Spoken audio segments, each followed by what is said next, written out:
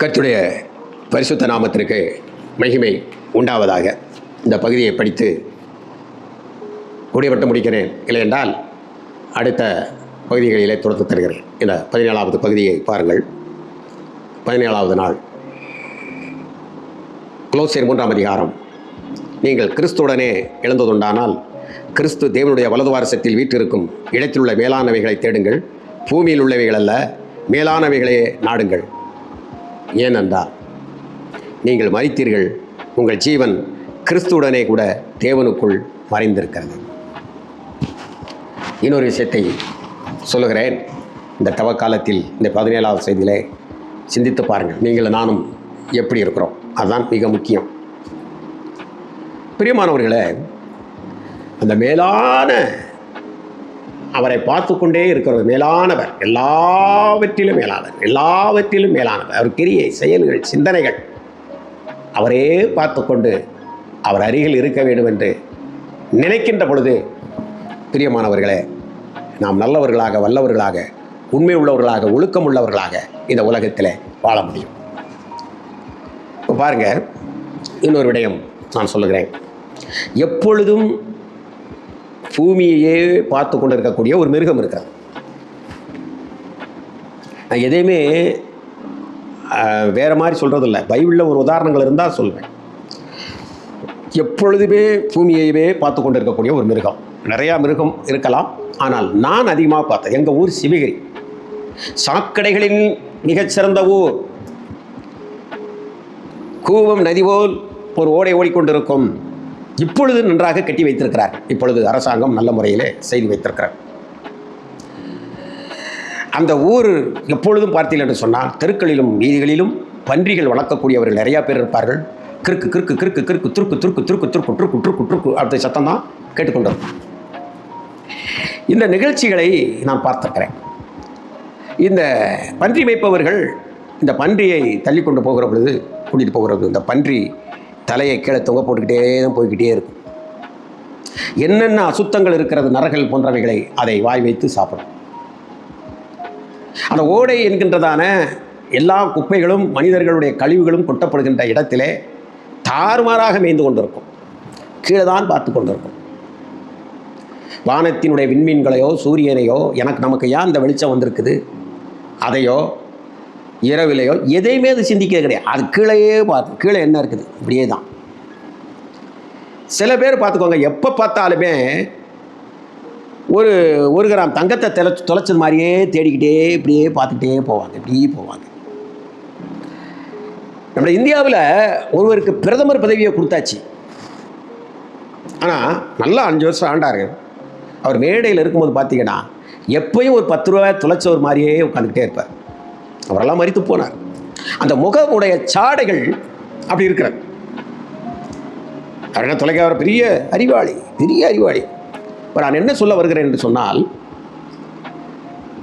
இந்த காரியங்களை நாம் சுற்றி அலசி ஆராய்ந்து பார்த்தால், இந்த மிருகமானது தன் வாழ்நாள் பூராமே சகதியையும் அது பார்க்கக்கூடிய அந்த மோசமான நரகளையும் சாப்பிடக்கூடியதாக இருக்கிறது. ஒருவர் ஒரு 40 வருஷத்துக்கு முன்னால் ஒரு கதை சொன்னார். 45 வருஷத்துக்கு முன்னால், நான் ஒரு 10 வருஷம், 10 வயசு இருக்கலாம், 12 வயசு இல்லை 15 வயசு இருக்கலாம். அப்போ சொன்னார், சேவமேல்னு சொல்லி ஆலங்குளத்தில் ஊழியம் செய்யக்கூடிய ஒரு ஆள் பன்னிக்குட்டியை கழுவி, அதை எடுத்துகிட்டு வந்து, குட்டியை எடுத்துகிட்டு வந்து கழுவி, அதை நல்லா சுத்தம் பண்ணி, அதை கட்டில் போட்டு இது பண்ணி, அவருக்கு ஒரு விபரீதமான ஆசை வளர்த்துருக்கிறார். நல்லா அதை ட்ரெஸ் எல்லாம் போட்டு அது அது குறுக்கு புறுக்குங்கிறதெல்லாம் அவருக்கு ஏதோ தெய்வீக பாசம் மாதிரி வச்சுக்கிட்டு அவர் வாட்டுக்கு இருக்கார். ஒரு நாள் இவர் வீட்டுக்குள்ளே வந்து உட்காந்துட்டு இருக்கும்போது ஏதோ ஒரு பொருள் எடுத்துகிட்டு போயிருக்கிறாரு. கதவு ரேஜை திறந்துருக்கு. அந்த கதவு உள்ளே ஓடி போய் அங்கனக்குள்ள ஒரு சாக்கடையில் போய் விழுந்தோடனே, ஆஹா ஆஹா ஆஹா, என் முதலாளி இதை எனக்கு காட்டாமல் போயிட்டாரே, என் ரகசியமெல்லாம் இங்கே தானே இருக்குன்னு சொல்லி அதுக்குள்ளே கொழுந்து கிடந்துச்சு.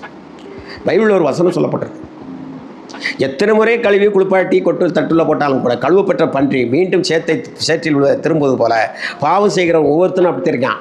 மன்னித்து அறிக்கை செய்வான். ஒவ்வொரு வாரமும் அந்த கோயிலில் அறிக்கை செஞ்சுட்டு மறுபடியும் அதே பாவத்தை போய் செய்வாங்க. அப்போ இதை நன்றாக நீங்கள் கவனமாக பாருங்கள். அதனுடைய சுவாபம் இதிலிருந்து இது போலதான் மனிதர்களும் நிறைய நபர்கள் அவர்கள் சொல்லுகிற காரியங்கள் எல்லாம் பார்த்தால், பிரியமானவர்களே, நான் உங்களுக்கு சொன்னேன் அல்லவா, அந்த தாசில்தார் இது நல்லா வீடு கட்டினா இது பண்ணாங்க. அந்த விஓ நல்லா 3 பிள்ளைகளுக்கும் நல்லா நகை நட்டு போட்டு கொடுத்து அனுப்புனார். இந்த தாசில்தார் பார்த்தீங்கன்னா நகை நட்டுக ஒன்றும் அதிகமாக போட முடியலை. காரணம் என்னென்னா, அவர் லஞ்சம் வாங்க மாட்டார், நியாயமாக கழுத்து போடுவார், நியாயமான முறையில் அவர் வாழ்ந்தார். போதும் என்கின்ற மனம் உள்ளவன் தான் இயேசுவருடைய மேன்மையானதை பார்த்துக்கிட்டு இருக்கான்னு அர்த்தம். போதும் என்கிற மனம் இல்லைன்னா அவன் கீழே தான் பார்த்துட்டு இருக்கேன். இந்த விஓ கீழே பார்த்து இந்த உலக பிராரமாக சம்பாதிச்சு இதில் அனுப்பினார். அப்போ இந்த விஓவுடைய இந்த தாசில்தாருடைய குடும்பம் அதெல்லாம் சுற்றுச்சூழ அது கட்டுச்சு. நீ எல்லாம் ஒரு மனுஷனா, தேவனை தூசித்து ஜீவனை விட்டுருக்க வேண்டியது. உனக்கு கீழே வேலை பார்க்குறவன் அவன் குடும்பம், அவன் வீட்டை பாரு, அவன் காட்டை பாரு, அவன் கல்யாணத்துக்கு அவன் பிள்ளைய நகையை பாரு, இதை பாரு, நீ என்ன தான் நீ இது பண்ணி வச்சுருக்க அப்படின்னு சொல்லி இவரை பார்த்து இது பண்ணார். இவரால் அந்த அளவுக்கு செய்ய முடியலை. ஆனால் இவர் சேர்த்து தான் பரலோகம், பரலோகத்துடைய மகிமை, பரலோகத்தின் வரது வாரசத்தில் அவருடைய பிள்ளைகள்லாம் அந்த அணுகுமுறையில் வளர்த்தபடினால் சந்தோஷமாக இருக்கிறது, சமாதானமாக இருக்கிறது, எந்த விதமான தேவையற்ற கேள்விகள் எதுவுமே இல்லை, மகிழ்ச்சியாக அது இருக்கிறது. ஆனால் உலகத்திலே கஷ்டப்படுவது போல் இருந்தாலும் உள்ள மகிழ்ச்சியாக இருக்கிறது. உலகத்திலே நீ பெரிய செல்வந்தன் போல் இருந்தாலும் கூட உன் உள்ளம் கஷ்டத்துக்குள்ளே இருக்கிறது. என்னுடைய மகன் நேற்று காரில் நாங்கள் பஸ்ஸில் போய்கிட்டு இருக்கும்போது சொன்னால், ஒரு விடயம் அவனிடத்தில் பேசிக்கிட்டு வந்தேன். அப்பா எல்லாருக்கும் உதவி செஞ்சேன், எல்லாரும் இது பண்ணேன், எங்கள் அப்பா அம்மா இருந்தது, உங்கள் பாட்டி அம்மாவுடைய எல்லாம் எல்லாத்துக்கும் நான் தான் நின்று பார்த்தேன். கூட பிறந்தவங்க ஒருத்தருமே என் கூட பிறந்தவன்ட்ட எதுவும் இல்லை, அதனால் பார்க்கல. நம்ம கூட பிறந்தவன்ட்ட எல்லாமே இருந்துச்சு, ஒரு வேலும் பார்க்கல. அந்த அருமையான சகோதரர்கள்லாம் அவர்கள் இந்த உலகத்தை பார்த்து அப்படியே போயிட்டாங்க. ஆனால் நான் 2 பிள்ளைகளும் படிக்க வச்சேன். இன்னும் நான் சொன்ன இடத்துக்கு நீங்கள் எட்டவில்லை, ஆனாலும் எனக்குள்ள ஒரு மகிழ்ச்சி இருக்குப்பா அப்படின்னு. அவன் சொன்னான், அப்பா ஒன்று தெரிஞ்சுக்கோங்க, இந்த மகிழ்ச்சி எங்கிட்ட இருக்கக்கூடிய ஒரு மகிழ்ச்சி நல்லா இருக்கிறோம் என்று உலகத்தில் காட்டிக்கொண்டு இருக்கிறவர்களிடத்தில் இருக்காது.